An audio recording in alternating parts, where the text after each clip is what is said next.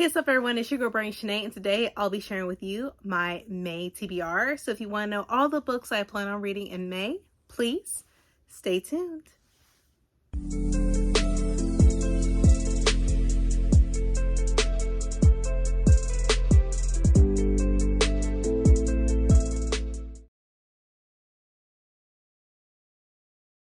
And I am back, and also if you're new to my channel, welcome. If not, welcome back. So this is going to be my May reading plans. There's books that I have for my book club pick, read-alongs that I'm going to be doing, that I have been doing this whole year, especially with my bestie Bree from Bree Reads. And I have my own little read-alongs that I'm also doing on my channel, and also my own book club for my members for my channel. And I'm also going to be reading books for AAPI. So let's go ahead and get started. So the first book, or excuse me, one of the books I'm going to be reading, which I really loved the first book in the Dandelion series. And so I'm going to be reading the next book, which is The Wall of Storms by Ken Liu. I really love The Grace of Kings. It was so good. I annotated it. I tabbed it up. I did a lot of stuff with the book. And so I'm looking forward to continuing on with this series. On the back, it says, Dara is united under the Emperor Reagan, once known as Kuni Garu, the Bandit King. There has been peace for 6 years, but the Dandelion throne rests on bloody foundations. Kuni's betrayal of his friend Mata Zindu, the Hegman. The Hegman's rule was brutal and unbending, but he died well, creating a legend that haunts the new emperor no matter what good he strives to do. Where war once forged unbreakable bonds between Kuni's inner circle, peace now gnaws at their loyalties. Which, how the first book ended, I can see where that came from, as far as as loyalties and stuff were unbreaking, you know. So it says, where ancient wisdoms once held sway, a brilliant scholar promises a philosophical revolution, and from the far north over the horizon comes a terrible new threat. The scent of blood is in the water. So I'm really looking forward to this. Like I said, with this one part where war once forged unbreakable bonds between Kuni's inner circle, peace now gnaws at their loyalties, which, like I said, that I feel like a lot of stuff is coming into play, especially how the first book ended. So I really look forward to reading this. This is the UK edition. It's a little bit smaller compared to the US edition, but I love the UK editions the best. And I liked how for each book it forms like a picture, which you can get a glance right there on the very back of this book. But I look forward to reading it, and I know I'm going to have a fun time with this. The next book that I'm going to be reading, which I've been wanting to read this for a very long time when I got it, and it's about time that I read it. It's one of the classic remixes that they're doing, and so I'm going to be reading What Souls Are Made Of. This is a Wuthering Heights remix by Tasha Suri, so I'm looking forward to this one. And for this, it says, sometimes lost things find their way home.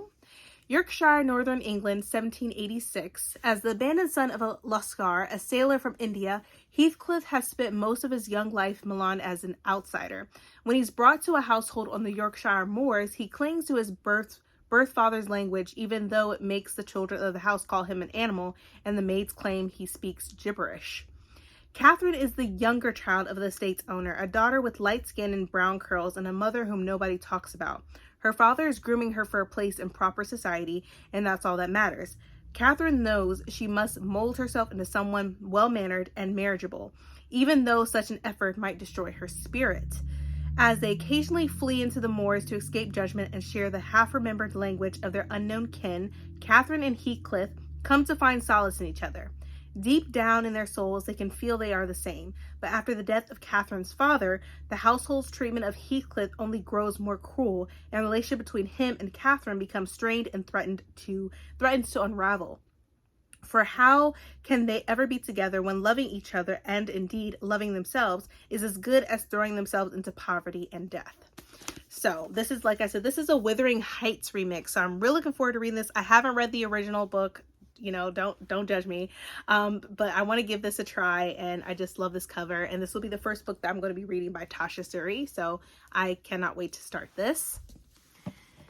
The next book that is one of my anticipated reads of the year, I've heard some mixed reviews about this book in particular, but I want to give it a try because I do love her writing. I love her Gilded Wolves series. So what I'm going to be reading is going to be The Last Tale of the Flower Bride by Rashani Chashi. And I love the Gilded Wolf series, and I feel like I will love this too. It sounds interesting, and even on the back it says, inside every story is a secret, inside every marriage is a lie. So just with that alone, it makes me, I'm very curious, and I love this edition that I have, but this book just sounds very interesting, and I'm here for it.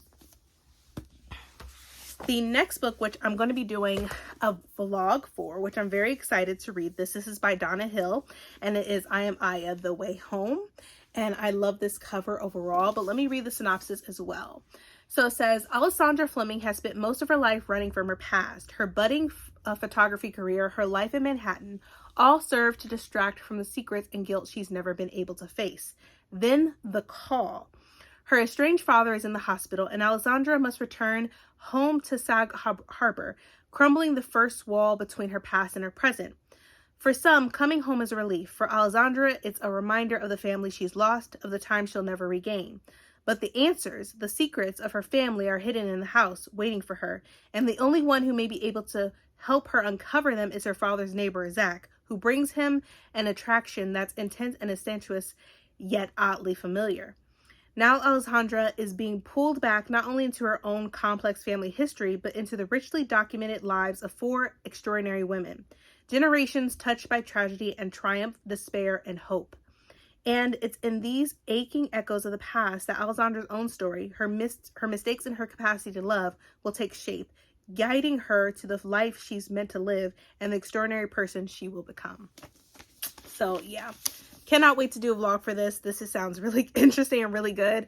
I love Donna Hill's writing. I really need to reread Confessions in B Flat that she had written a couple years ago. So I'm looking forward to reading this. And I just can tell with the cover, it's going to be a good time. So we have this.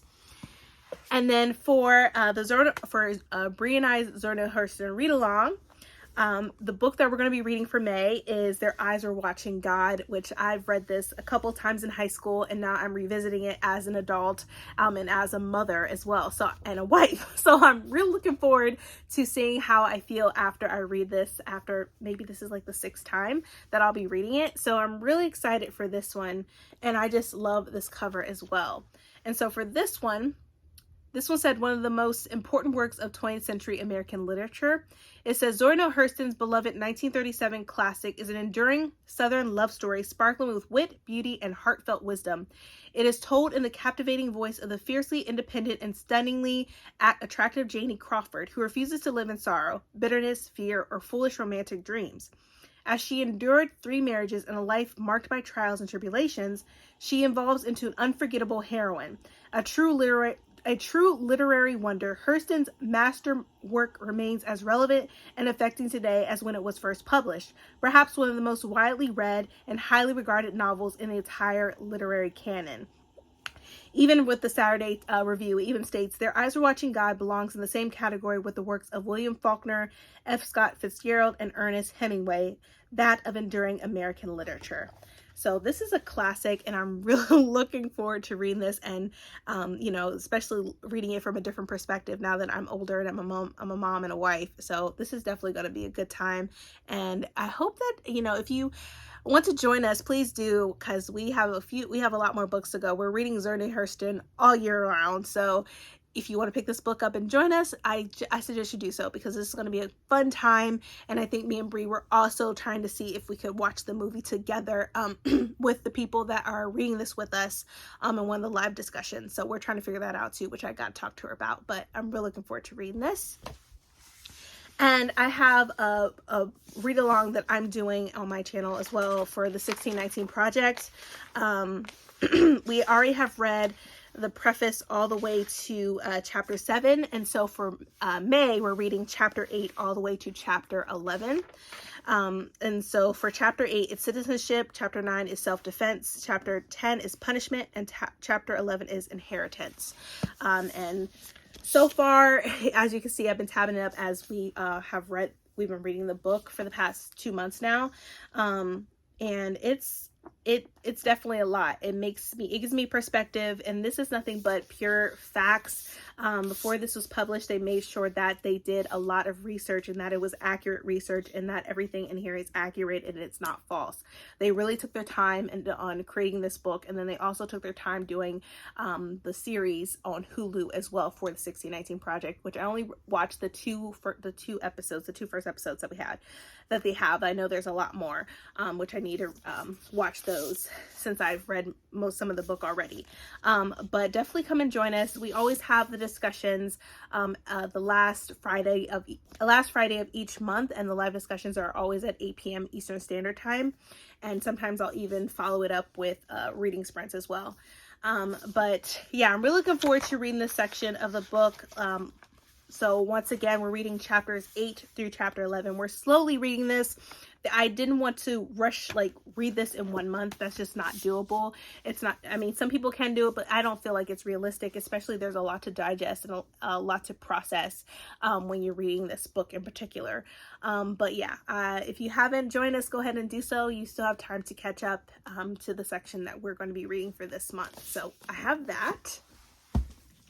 The next book, which I have been anticipating this book, and I'm so excited. I've been hearing great things about this book in particular, and I'm excited. So I'm going to be reading The Adventures of Amina al-Sarifa. I don't know. I'm butchering the name, but it's by Shannon Chakraborty.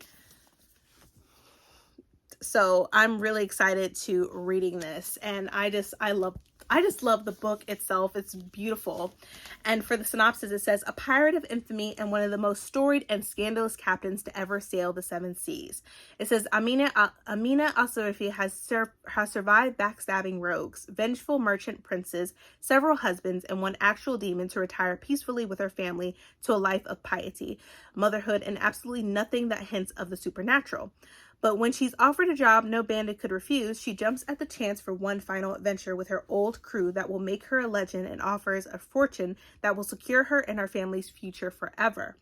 Yet the deeper Amina dives, the higher the stakes, for there's always risk in wanting to become a legend, to seize one last chance at glory, to savor just a bit more power, and the price might be your very soul. So I'm really looking forward to reading this. This is going to be a fun time. I've heard a lot of great things about this book in particular. I've seen already people have done reviews for this book, and people have just been loving it. So I'm really looking forward to jumping into this one. And then the next book that I'm going to be reading is going to be The Dragon's Promise. This is the second book to Six Crimson Cranes, which I really loved, and so I'm looking forward to reading this one, which is by Elizabeth Lim, and I just know this is going to be fun. I'm not even going to read the synopsis because I want to be surprised how Six Crimson Cranes ended. I'm like, okay, so what's going to happen now? So I'm really excited to see how this takes off, because I know it's just going to be a great time. But I'll be reading this month as well. And this month, I'm also going to be reading Heart of the Sun Warrior by Su Lin Tan, which she had written Daughter of the Moon Goddess, and this is the second book to it. And I am going to have a fun time with this. I loved Daughter of the Moon Goddess, so I'm looking forward to this one. And I'm just going to read the synopsis. So it says, Book 2 in the best-selling Celestial Kingdom zoology. An unspeakable terror is sweeping across the realm as the Celestial Emperor tightens his grip on power. The fragile peace Jungjin fought so hard for when freeing her mother is under threat. Forced to flee her home, Xingyin ventures into unexplored lands of the immortal realm to seek aid. However, with alliances shifting quicker than the tides, she has to overcome past grudges and enmities to forge a new path forward, seeking aid where she never imagined. Xingyin must uncover the truth of her heart and claw her way through devastation to rise against evil before it destroys everything she holds dear and the world she has grown to love, even if doing so demands the greatest price of all. It says the stunning sequel to the Sunday Times bestselling Daughter of the Moon Goddess delves deeper into beloved Chinese mythology, including the epic story of Xingyin, the daughter of Shangye, and the mortal archer Haiyi, as she battles a new threat to the realm in this powerful tale of love, sacrifice, and hope. So, yes, we have that, and I'm really looking forward to reading this. And then for my book club, for my members, we're going to be reading Chlorine, and it's by Jade Song. I'm not even going to get into the synopsis with this. I know it's going to be hard-hitting. I heard a lot of things where it's going to be creepy, it's scary, it's just going to be... It's going to be an interesting read, and I'm here for it. I really love the cover, and I feel like the story is definitely going to be a really good story. So we're going to be reading Chlorine by Jade Song. And then lastly, I've been anticipating this book as well, and I'm really looking forward to reading this, and that is Foul Lady Fortune by Chloe Gong. I loved her other books, These Violent Delights and Our Violent Ends, so I'm looking forward to reading this one. And I think this is about her cousin, I think, or something. Let's see. So it says, it's 1931 in Shanghai, and the stage is set for a new decade of intrigue. 4 years ago, Rosalind Lang was brought back from the brink of death, but the experiment that saved her also stopped her from sleeping and aging, and lets her heal from any wound. In short, Rosalind cannot die. Now, desperate for redemption for her treacherous past, she uses her abilities as an assassin for her country. Codename Fortune. But when the Japanese Imperial Army begins its invasion march, Rosalind's mission pivots. A series of murders is causing unrest in Shanghai, and the Japanese are under suspicion. Rosalind's new orders are to infiltrate foreign society and identify the culprits behind the terror plot before more of her people are killed. To reduce suspicion, she must pose as the wife of another nationalist spy, Orion Hong. Although Rosalind finds Orion's cavalier attitude and playboy demeanor infuriating, she is willing to work with him for the greater good. But Orion has an agenda of his own, and Rosalind has secrets that she wants to keep buried. As they both attempt to unravel the conspiracy, the two spies soon find that there are deeper and more horrifying layers to this mystery than they ever imagined. So I'm really looking forward to reading this, and it just looks really good. And if I remember correctly, I think Rosalind was the cousin of from the books of These Violent Delights and Our Violent Ends, if I'm not mistaken. I could be wrong. It's been a minute since I read those two books. But this just looks good, and it just sounds very interesting. Even on the back it says Assassin, a Mortal Spy. So yeah. But there you have it. These are all the books that I plan on reading in May. I might add maybe another 1 or 2 more books to this pile, this TBR. Who knows? I am a mood reader, but these are definite books I am going to be reading this month. I definitely just put it in my head, like, I'm definitely reading these because I've had them for some time and they need to be read, and I've loved all these books. So yep, so these are all the books that I'm going to be reading in May. I really hope you enjoyed this video. If you did, please give me a thumbs up. Also, hit that subscribe button and that bell to be notified when I upload more videos in the future. But thank you all for watching, and I hope you all are staying healthy and staying safe. See ya!